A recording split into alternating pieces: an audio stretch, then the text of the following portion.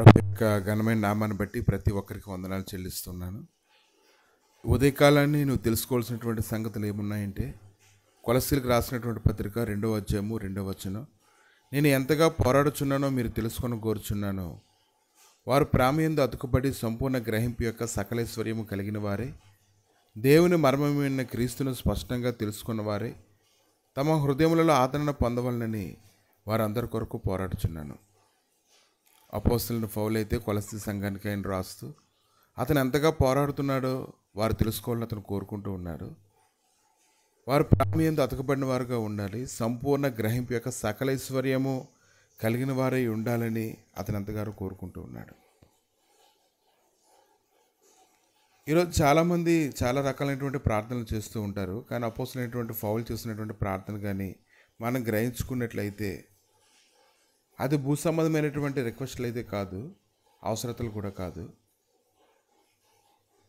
పరసంబంధంగా సర్వశక్తిమంతుడైన జీవం కలిగినటువంటి దేవుని విషయంలో వేరుపారి లోతుగా ఎదుగు నిమిత్తము అతడు ప్రతి ఒక్కరూ స్పష్టమైనటువంటి గ్రహింపులోకి వెళ్ళాలని అతను ఎంతగానో కోరుకుంటూ ఉన్నాడు.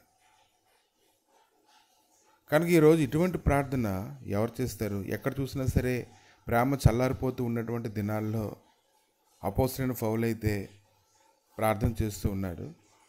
ఎంతగా పోరాడుచున్నాడో ప్రార్థనలో మీరు తెలుసుకోవాలని చెప్తూ ఉన్నాడు. ఎందుకంటే దానిని బట్టి నువ్వు ధైర్యం తెచ్చుకోవాలని, దానిని బట్టి నీ జీవితంలో గొప్ప కార్యం జరిగించబడాలని అతను ఎంతగానో కోరుకుంటూ ఉన్నాడు.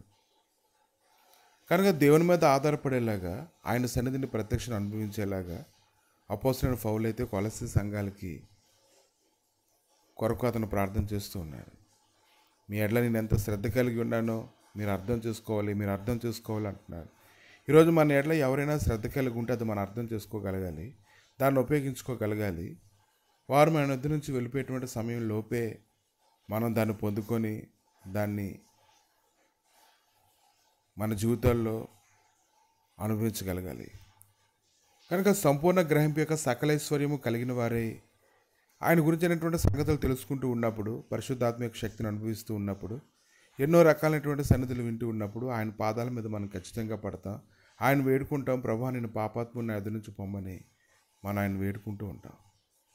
కనుక ఈ దినాన ఆయన లేఖనాలు వింటున్న కొద్దీ ఆయన సన్నిధిలో ఉండేటువంటి ప్రత్యక్షత అనుభవిస్తున్న కొద్దీ, ఆయన మహత్యాన్ని పొందుకుంటున్న కొద్దీ ఇంకా ఆయనకు దగ్గరగా ఉండడానికి మనం ఎంతగానో ఇష్టపడుతూ ఉంటాం. కనుక ప్రయాసపడేటువంటి వాళ్ళు మన కొరకు ప్రయాసపడుతూ ఉన్నప్పుడు మనం తెలుసుకోగలగాలి, మనం ఎంతగా పోరాడుతున్నామో మనం తెలుసుకోగలగాలి. మన ప్రేమను వారు ఎరగాలని, వారు మనతో ఏకీవించాలని మనం కోరుకుంటూ ఉంటాం. ఇంకా ఆయన అంటున్నారు, దేవుని మర్మం విన్న క్రీస్తుని గురించి స్పష్టంగా తెలుసుకున్న వారే తమ హృదయములలో ఆదరణ పొందవాలని వారందరి కొరకు నేను పోరాడుతున్నానని అతను చెప్తూ ఉన్నాడు. కాబట్టి కొలస్సీ సంఘంలో ఉన్నటువంటి వారు ఎలాంటి ప్రమాదాల్లో ఉన్నారో, ఎలాంటి గ్రహింపు లేకుండా ఉన్నారో, వారందరి గురించి ఒక గ్రహింపు అయితే అపోస్తలుడైన పౌలుకు ఉంది. కాబట్టి అతనైతే ఆలోచన చేస్తూ ఉన్నారు, జాగ్రత్తగా వారు ఉండాలని, మెలకువ కలిగి ఉండాలని. ఆ కాలం ఎప్పుడు వచ్చినో వారికి తెలియదు. కాబట్టి ఒక గ్రహింపు కలిగినటువంటి జీవితంలోకి వారు వెళ్ళాలని ఎంతగానో కోరుకుంటూ ఉన్నారు. కనుక ఈ లోకపు యొక్క నటన గతించిపోతూ ఉన్నప్పుడు మనం ఈ లోకంలోనికి ఏమీ తేలేదు, దీనిలో నుండి ఏమీ తీసుకొని పోలేము. కాగా అనవసరం కలవరమై ఉండి వాటితో తృప్తి పొంది ఉందము. ఇంకా అతను అనేక సంగతులు మాట్లాడుతూ, విశ్వాస సంబంధమైన మంచి పోరాడము, నిత్య జీవం చేపట్టము, దాన్ని పొందుటకు నువ్వు పిలువబడి అనేక సాక్షులు ఎదుట మంచి ఒప్పుకుంటుంది. ఇంకా నీకు ఎన్నో ఆశీర్వాదాలు దాచబడి, ఎన్నో సంపదలు దాచబడి ఉన్నాయని, ఆత్మీయంగా పొందుకునేటువంటి ఆ సంపదలన్నింటిని బట్టి నువ్వు వర్ధిల్లుతావని అపోస్తలుడైన పౌలు నీ కొరకు కష్టపడుతూ ఉన్నాడు. కనుక ఈరోజు మన కొరకు ఎవరైతే కష్టపడుతున్నారో, మన కొరకు ఎవరైతే ప్రయాసపడుతున్నారో వారు ప్రయాసం చూడాలి, దాన్ని మనం గుర్తించాలి. అలా గుర్తించినప్పుడే కదా నువ్వు ఏకీపించగలుగుతావు. నువ్వు అలా ఏకీపించినప్పుడు నువ్వు వెనక్కి తిరిగి చూడవలసిన అవసరం లేదు. నీకు నడిపించే వారు ఉన్నప్పుడే నువ్వు చక్కపరుచుకున్నట్లయితే నువ్వు చాలా ఆశీర్వాదకరంగా నువ్వు మారిపోతావు. ప్రభా ఉదయకాలాన్ని అపోస్తలుడైన పౌలు చేస్తున్నటువంటి ఈ యొక్క ప్రార్థన గురించి ఆలోచన చేస్తూ ఉన్నప్పుడు అతడు ఎలాగైతే పోరాడుతూ ఉన్నాడో ఆ పోరాటంలో ప్రతి ఒక్కరూ పాలుపంపులు పొందేలాగా, తమ కొరకు ఎవరెవరైతే పోరాటం చేస్తున్నారో వారి కొరకు ఏకీవించేలాగా ప్రతి ఒక్కరిని సిద్ధపరచమని, బలపరచమని, కృపచూపమని, సమాధానం అనుగ్రహించమని నీ శాశ్వతమైన సన్నిధిని నాయన తోడుగా ఉంచి మీరే మహిమగంత ప్రభావాలు పొందమని యేసుక్రీస్తు నామములు అడిగి వేడుకుంటున్నాము తండ్రి.